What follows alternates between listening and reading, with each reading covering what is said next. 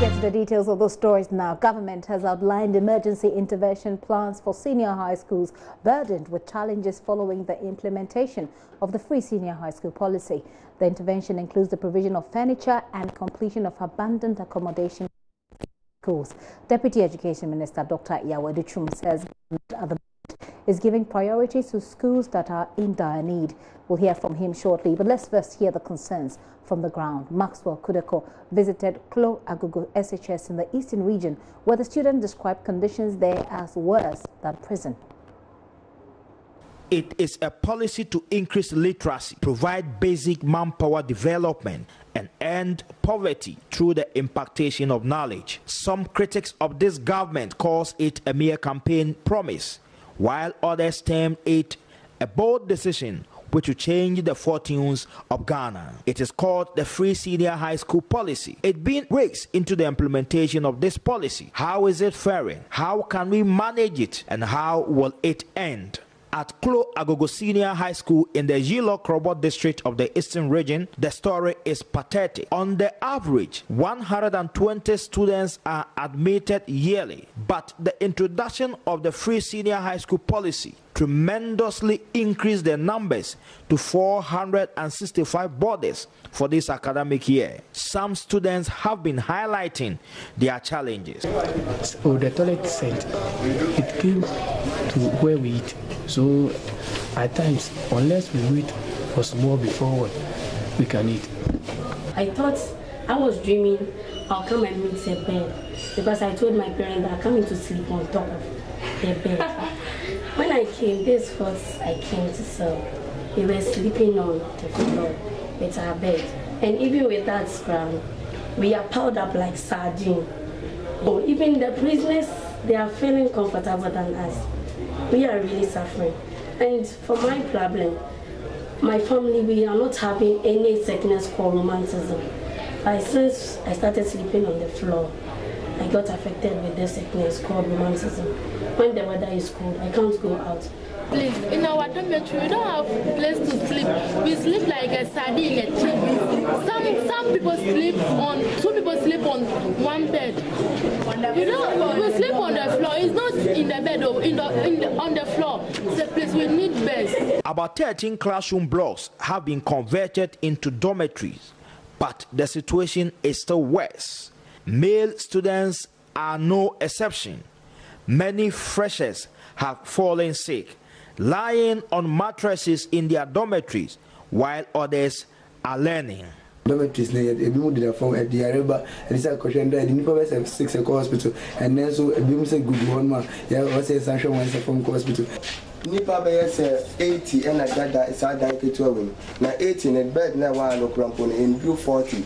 And Nipa be Google former a bed non so am I and the bed says 6 with Nipa be no me and die a bed back also. And to be prenani go from Debia a bedroom Sunday be an motor do until Monday you die in Timenda a demo in our show. This room is supposed to be the school's library, but it's currently serving a dual purpose: a library and storeroom for kitchen staff. The beans are smelling when, in terms of what, when we are coming to learn. We hear some of the scent, so we distract our learning, and we don't even get enough space to feel comfortable in terms of what, learning. Cleanliness, they say, is next to godliness. Meanwhile, the story is opposite in this school. Students don't have proper toilet facilities. Field-made students defecate in polythene bags and dump them into the bush. Cholera is imminent. We have a term called shape on it. Yeah, so excuse my words. We, in quotes, we poo-poo in the rubber and then we wind it, throw it into the bush. And the seniors will tell us that we are opening boutique over there. We are having a problem with the downtown. We normally call it downtown. We don't have any proper place to shit. Even the place is even full up. So we suffer before. As for me, I always shit. Every day I go for private and I use black rubber. Even the block cover, I suffer for getting some, but I have to use it. This uncompleted building has been converted into classroom block. Concentration level of students is very low as a result of disruption by animals. The classroom is not good at all. When we are then One at a time. goats and chicken will come and do it. Right now, I put the banana. The goats come and chicken. So we are suffering. Our classrooms are not good at all. Where we are sitting are not good. There are a lot of rubbish. Animals are passing there inside our classroom. In my class, Umeko's class, just Saturday, a big goat, pregnant, died in their classroom. They'll be looking at us. They'll come and study with us in the class. Students sometimes regret accepting postings into the school. If not with the free SHS, sir, I will never step foot in this town. But do you regret accepting to be here? Oh, I really regret because of what I'm facing. Especially prep time. We find difficult sitting together, no desks. Sometimes we stand and prep. After that, then we enter our various classrooms. Do you regret coming here? Yes. If not because of the free SHS. School authorities have declined commenting on the problems. Meanwhile, District Chief Executive Officer for the Yilo-Krobot District Assembly, Honorable Ebenezer Tete-Kupualo, has been speaking to JoyNews. From the headmaster, they need at least 200 beds. I promise giving them 100. We also ask the contractor to give us estimate concerning the ground floor of the school building, for which he is still working out the estimate, so that readily we can give them those assistants to go to site and get this classroom fixed for the children to go in. So how soon are they going to site? How soon are we fixing this problem? We are waiting on the contractor, but this problem will be fixed in the next 1 month. There are issues of lack of accommodation for the students, lack of classroom blocks, and a host of infrastructure deficits or challenges in this particular institution. For JoyNews, Maxwell Kudako reporting. Maxwell Kudoko with that report. Certainly a fascinating story to tell. But what is government then doing about this problem? We can now hear from the Deputy Minister in charge of Secondary Education, Dr. Ejichu. So there are a number of schools where new classroom blocks are going. Fiasimai, for example, in Western region, they had a problem with their dining hall facility, and now they're going to get a new dining hall. So there are a number of things that we're doing now. We're looking at the hotspots. So I want to know, do we have the figures of these hotspots? Because definitely some schools will be in dire need than others. And looking at the location of some schools, are we giving priority to these schools, and what are the emergency interventions for these schools? Yeah, as I just said, that we have surveyed. We have done evaluation, we have done monitoring, and based on that, we've been able to identify some of these areas. And I give an example of Apple, and the fact that they're going to have a dorm. How soon are they going to have that? I mean, the tender is going to be opened, I think it's today, and yeah, Wednesday. And we are hopeful that by January, construction will begin. So there are a number of cases like that, where we feel like, let's move and move fast. The uncompleted is what will ease the pressure this year. And that is why if you look at Accra Girls, beautiful dorm under construction that will accommodate so many students. And as a result, we've prioritized them, get funders on top of it, and the contractor is working. Case by case basis. There are places where they need furniture will have to go immediately.